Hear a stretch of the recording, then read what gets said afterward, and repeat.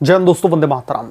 पश्चिम बंगाल की राजनीति में एक दौर था जब ममता बनर्जी अजय लगती थी। मां माटी मानुष का नारा, लाल साड़ी और चप्पलों वाला अंदाज टीएमसी का एक तरीके से दबदबा था पश्चिम बंगाल में।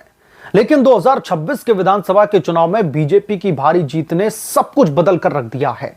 ममता अपनी सीट भवानीपुर से भी हार गई। 15 साल का शासन खत्म हो गया और अब उनकी अपनी पार्टी टुकड़ों में बंट चुकी है। चुनाव आयोग के हस्तक्षेप, बैंक खातों का फ्रीज होना, मुख्यालय तक छिन जाना और बड़े बड़े नेताओं का विद्रोह, ये सब कुछ ममता बनर्जी की राजनीतिक बर्बादी का एक जीता जागता सबूत बन चुका है। चुनाव आयोग ने ममता बनर्जी के गुट और ऋतव्रत बनर्जी के नेतृत्व वाले बागी गुट को 6 जुलाई तक सबूत पेश करने का एक तरीके से अल्टीमेटम दे रखा है। पार्टी का नाम, पार्टी के जो चुनाव चिन्ह है झाड़ू, वो संगठनात्मक संरचना और संपत्ति, सब कुछ अब दांव पर लगा हुआ है। इलेक्शन कमीशन ऑफ इंडिया ऐसे विवादों में 3 मुख्य मापदंड देखता है। पहला, पार्टी संविधान का पालन, संगठनात्मक प्रतिनिधियों का समर्थन और विधायकों सांसदों की संख्या। ये 3 अहम बिंदु हैं। ममता गुट की स्थिति फिलहाल बेहद कमजोर है। रिपोर्ट्स के मुताबिक 2022 के बाद में टीएमसी ने अनिवार्य आंतरिक संगठनात्मक चुनाव ही नहीं करवाए, जो पार्टी के संविधान का सीधे तौर पर उल्लंघन है। और ममता के इस उल्लंघन की वजह से ममता की मुश्किलें बढ़ रही हैं। इस चूक ने उनकी कानूनी और नैतिक स्थिति को पूरी तरीके से ध्वस्त करके रख दिया है। वहीं बागी गुट ने यह दावा कर दिया है कि उन्होंने चुनाव करवाए, बहुमत हासिल किया। ऋतव्रत बनर्जी के पास में 80 में से 58 से ज्यादा एमएलएस का समर्थन बताया जा रहा है, जो चुनाव आयोग के सामने उनका पक्ष मजबूत बनाता है। ममता बनर्जी अब खुद को बंगाल टीएमसी की अध्यक्ष घोषित कर रही है, लेकिन वो आखिरी हड़बड़ी लगती है। बागियों ने पहले ही उन्हें पार्टी चेयरपर्सन पद से हटा दिया है और अरूप रॉय को नया चेयरमैन बना दिया। अगर हम बैंक खातों के फ्रीज की बात करें तो पार्टी के तीनों बैंक अकाउंट, जिस खाते में तकरीबन 440 करोड़ रुपए थे, वो फ्रीज हो रखे हैं। बागी एमएलएज और पूर्व कोषाध्यक्ष की शिकायत पर बैंक ने डेबिट फ्रीज लगा दिया। फंड्स पर मिसयूज रोकने के नाम पर ममता गुट की कमर टूट चुकी है। अब मुख्यालय पर कब्जे की एक कहानी आती है। बागी गुट ने कलकत्ता के टीएमसी मेट्रोपॉलिटन मुख्यालय पर सीधे तौर पर कब्जा जमा लिया, अपना वहां पर लठ गाड़ दिया है। ताले बदल दिए गए, पोस्टर्स हटा दिए गए और इसे अपना ऑपरेशनल बेस घोषित कर दिया। मालिक की नोटिस के बाद ममता गुट को खाली करना पड़ा। नेताओं का भी पलायन देख लीजिए। चंद्रमा भट्टाचार्य जैसे वफादार भी इस्तीफा दे चुके हैं। दर्जनों एमएलएज, एमपीज और स्थानीय नेता बागी गुट या फिर बीजेपी की ओर जा चुके हैं। मुस्लिम नेताओं का बड़े पैमाने पर विद्रोह ममता बनर्जी की कोर वोट बैंक को तोड़ रहा है। ममता बनर्जी का शासन भाई भतीजावाद, भ्रष्टाचार और हिंसा के लिए कुख्यात था। अब उसी का बोझ उन्हें डुबो रहा है। उसी बोझ के तले ममता दबती जा रही हैं। चुनाव हारने के बाद भी उन्होंने इस्तीफा देने से इंकार कर दिया। ईवीएम रिंगिंग का रोना रोया। लेकिन हकीकत तो यह है कि जनता ने 15 साल की दीदी के राज को नकार दिया है। अब पार्टी का अस्तित्व ही संकट में है। पार्टी का नाम, पार्टी का चिन्ह, पार्टी के जो फंड्स हैं, ऑफिस है, सब कुछ छिनने वाला है। ऋतव्रत बनर्जी जैसे नेता जो खुद टीएमसी के टिकट पर जीते, अब असली टीएमसी का दावा ठोक रहे हैं।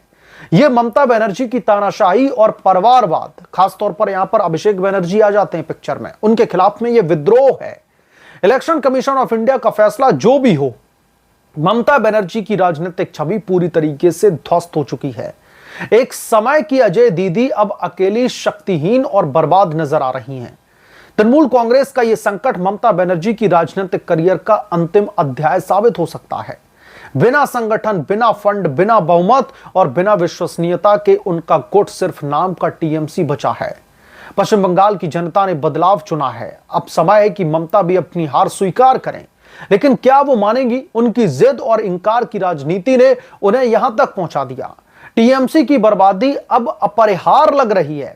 और सबसे बड़ी बात दोस्तों यह है कि ममता बनर्जी जो मां माटी मानुष की बात करती थी, आज स्थिति वो हो चली है कि ममता बनर्जी अब पश्चिम बंगाल की उद्धव ठाकरे और शरद पवार बन चुकी हैं। बीजेपी ने जो हाल उद्धव ठाकरे का महाराष्ट्र में किया और शरद पवार का किया, वही हाल फिलहाल पश्चिम बंगाल की राजनीति में ममता बनर्जी का लग रहा है। यहां पर सिर्फ चुनाव हारने की बात नहीं है, यहां पर उस पॉलिटिकल पार्टी का हाथ से छीनने के डर की भी है जिस पॉलिटिकल पार्टी पर ममता बनर्जी अपनी बपौती समझ करके कब्जा करके बैठी हुई थी। ममता बनर्जी को लग रहा था कि टीएमसी में वो एक ऐसे पद पर बैठी हुई हैं जो उनके नेता उनके खिलाफ में किसी भी कीमत पर बगावत कर नहीं पाएंगे। लेकिन आलम यह है कि आज टीएमसी का एक छोटा मोटा कार्यकर्ता भी पश्चिम बंगाल में बीजेपी की सरकार बनने के बाद में उसमें इतनी अब हिम्मत आ गई है कि छोटा मोटा कार्यकर्ता भी ममता बनर्जी के खिलाफ में खुलेआम स्टेटमेंट देता है। ममता बनर्जी के भ्रष्टाचार की जागीर को पूरी तरीके से लोगों के सामने खोल करके रख दे रहा है और ममता एकदम से असहाय सी दिखाई दे रही हैं। जहां पर बड़े बड़े टीएमसी के सांसद और विधायक ममता बनर्जी की जी हजूरी किया करते थे, ममता बनर्जी उनका एक बार नाम ले दे, उनसे एक बार मुलाकात हो जाए, उनके साथ में फोटो हो जाए, ऐसी उम्मीदें लेकर के ममता से मिलने की कोशिशें किया जाई करती थी। आज वो नेता ममता बनर्जी को देखना तक नहीं चाहते। ममता बनर्जी की स्थिति इस कदर पश्चिम बंगाल की राजनीति में कर दी है कि ममता को अब समझ में नहीं आ रहा कि करें तो करें क्या। उनके लिए आगे कुआं पीछे खाई वाली स्थिति नहीं, बल्कि जहां पर वो खड़ी हुई हैं वो राजनीतिक जमीन भी अब दरक रही है। आगे कुआं पीछे खाई सिर्फ रहता तो ममता जहां खड़ी है वहीं स्टेबल खड़ी रहती, लेकिन जहां वो खड़ी है वो राजनीतिक जमीन भी उसमें अब दरार देखने के लिए मिल रही है। और जिन भतीजे अभिषेक बनर्जी की वजह से ममता के खिलाफ में यह आक्रोश उठा है, इस आक्रोश ने साफ कर दिया है कि अब न तो ममता बनर्जी के पास में पार्टी का चुनाव चिन्ह बचेगा, ना ही ममता बनर्जी के पास में फंड्स बचेंगे, जो पार्टी के फंड्स में तकरीबन 440 करोड़ रुपए जिसको फिलहाल बैंक ने फ्रीज कर रखा है, और ना ही ममता बनर्जी को पार्टी मिलेगी। तीनों चीजें ममता बनर्जी से छिनने की कगार पर हैं। पहले ममता बनर्जी ने मुख्यमंत्री की कुर्सी छोड़ी क्या, वो तो छीन ली गई। उसके बाद में ममता बनर्जी से उनकी सीट भी छीन ली गई, भवानीपुर से बड़े पैमाने पर हार गई। अब ममता बनर्जी की पार्टी भी छिन रही है, यानी कि अब ममता दीदी का जो राजनीतिक करियर है वो अधर में लटकता हुआ दिखाई दे रहा है। और हालात ऐसे हो चले हैं कि ममता दीदी को अब समझ में नहीं आ रहा कि वो करें तो करें क्या। उंगलियों पर गिनने बैठती हैं अपने नेताओं के नाम तो एक ही हाथ की उंगली पर सब कुछ सिमट जाता है।